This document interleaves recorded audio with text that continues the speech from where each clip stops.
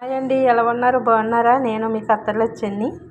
ఏంటండి చుక్కుడుగా ఆవగా పెడుతున్నాం. ఈరోజు చుక్కుడుగా ఆవగా ఎలా పట్టాలో మీకు చూపిస్తాము. చుక్కుడుగాయలు దోరగా వేపుకోవాలండి. నూనెలోను సరే పక్కొల్లిలాగా వేగనియాలి. ఈ కలర్ వచ్చేయాలి చుక్కుడుగాయ.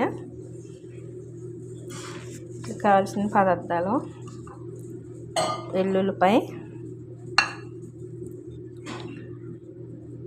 ఆవాలు, మెంతులు, పిండి అండి. ఇది పిండి, మెంతిపిండి. కొద్దిగా మెంతులు కూడా వేసుకోవాలండి.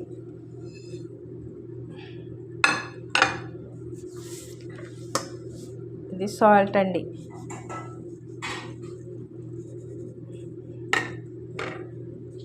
సాల్ట్ వేసుకున్నాం కదండి, కారం వేసుకుందాం.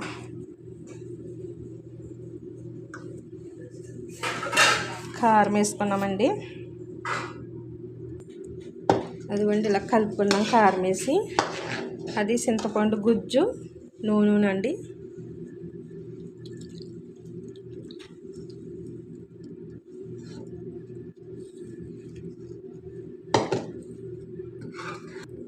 పచ్చడి రెడీ అయిపోయిందండి.